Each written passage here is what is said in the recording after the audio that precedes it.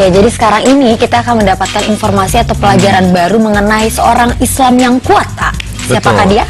Yang membawa nama besar Islam dalam hal angkatan lautnya. Angkatan laut. Salah satunya adalah Thariq bin Ziyad.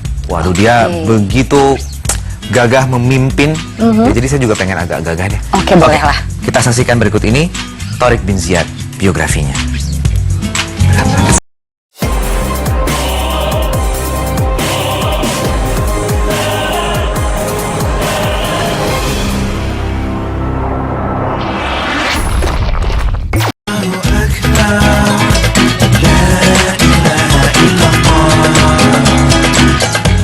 Ya, jadi sekarang ini kita akan mendapatkan informasi atau pelajaran baru mengenai seorang Islam yang kuat, Pak. Siapakah dia? Yang membawa nama besar Islam dalam hal angkatan lautnya. Angkatan laut. Salah satunya adalah Thariq bin Ziyad. Waduh, dia begitu gagah memimpin. Ya, jadi saya juga pengen agak gagah deh. Oke, bolehlah. Kita saksikan berikut ini Thariq bin Ziyad, biografinya.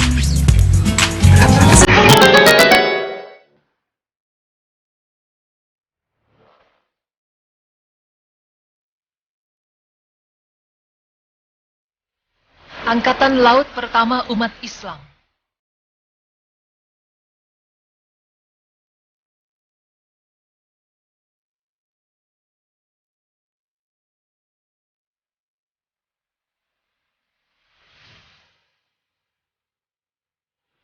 Pemirsa, mendengar kata Angkatan Laut, pasti yang ada dalam pikiran kita adalah pasukan gagah berani yang siap mengarungi lautan tanpa ada rasa takut sedikit pun.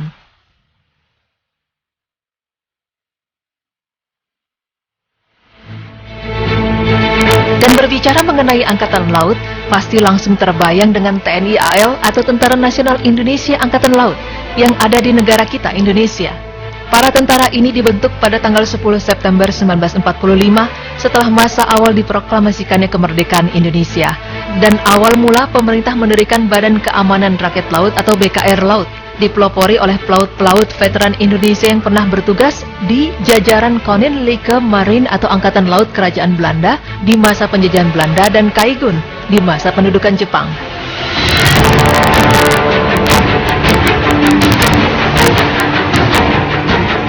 Terbentuknya organisasi militer Indonesia yang dikenal sebagai Tentara Keamanan Rakyat atau TKR, turut serta membentuk TKR Laut yang selanjutnya lebih dikenal sebagai Angkatan Laut Republik Indonesia atau ALRI.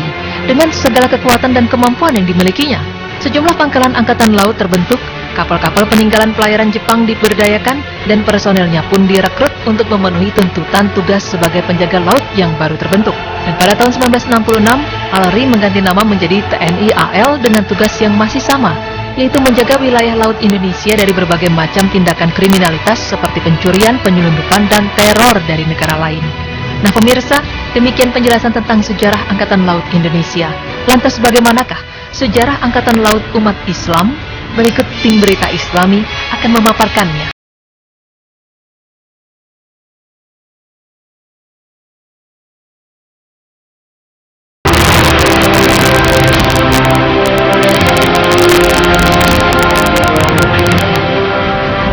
Jika kita membahas sejarah Angkatan Laut Islam, maka nama Thariq bin Ziyad menjadi salah satu yang harus kita ketahui. Beliau merupakan pahlawan. Tidak banyak yang dicatat oleh ahli sejarah mengenai masa kecil Thariq bin Ziyad. Banyak sejarawan seperti Imam Ibnul Al-Atsir, At-Tabari, dan Ibnu Khaldun tidak meriwayatkan masa kecil Thariq bin Ziyad dalam buku-buku mereka. Namun Thariq Ibnu Hunusair, seorang sejarawan, beliau mengatakan bahwa Thariq adalah budak dari Amir yang berasal dari kerajaan Umayyah di Afrika Utara. Lalu dari Musa bin Nusair membebaskannya dari pembudakan dan mengangkatnya menjadi panglima perang.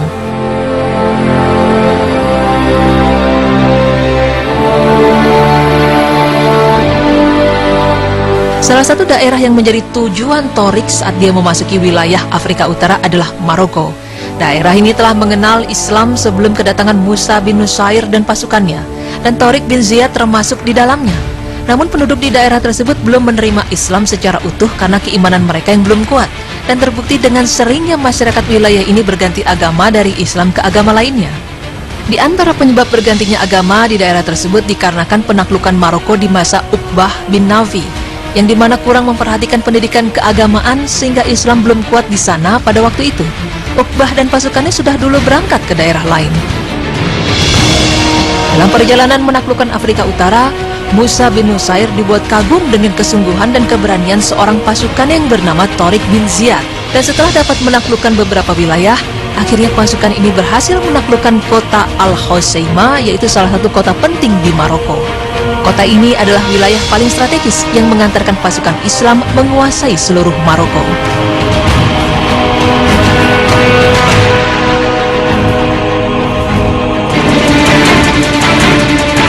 Pemirsa, sebelum umat Islam menguasai Andalus, daratan Siberia dikuasai oleh seorang raja zalim yang dibenci oleh rakyatnya, yaitu Raja Roderick.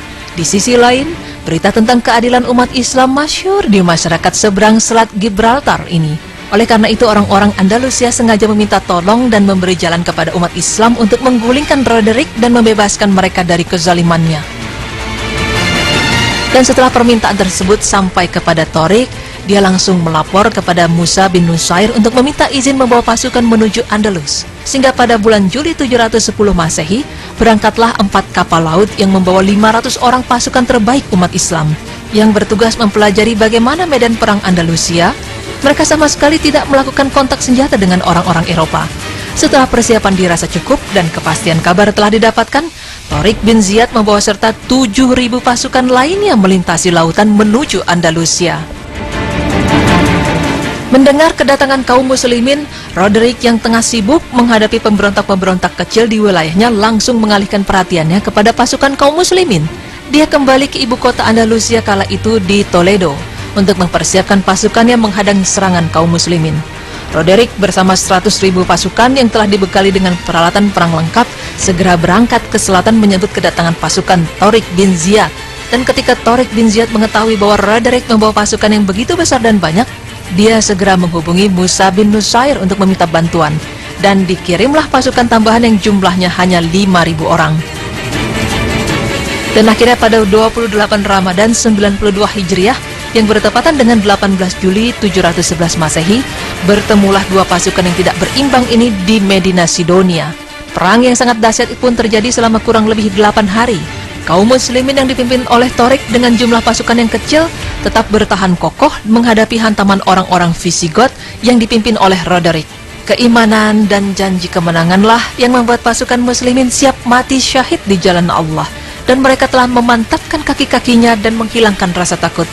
Dan di hari ke-8 setelah peperangan, Allah pun memenangkan umat Islam atas bangsa Visigot, dan berakhirlah kekuasaan Roderick di tanah Andalusia.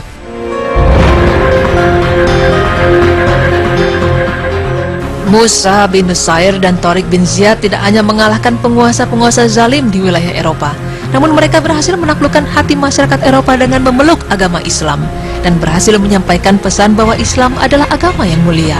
Memandang keberhasilan Musa dan Tariq menaklukkan Andalusia dan menanamkan nilai-nilai Islam di negeri tersebut, Khalifah Al-Walid bin Abdul Malik memanggil mereka berdua kembali ke Damaskus.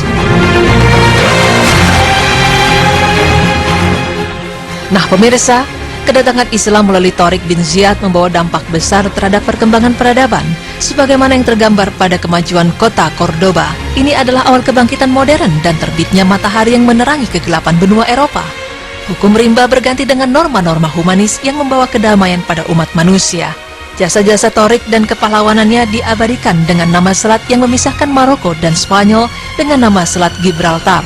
Gibraltar adalah kota dalam bahasa Spanyol yang diartikan dalam bahasa Arab sebagai Jabal Tariq atau dalam bahasa Indonesia Bukit Tariq.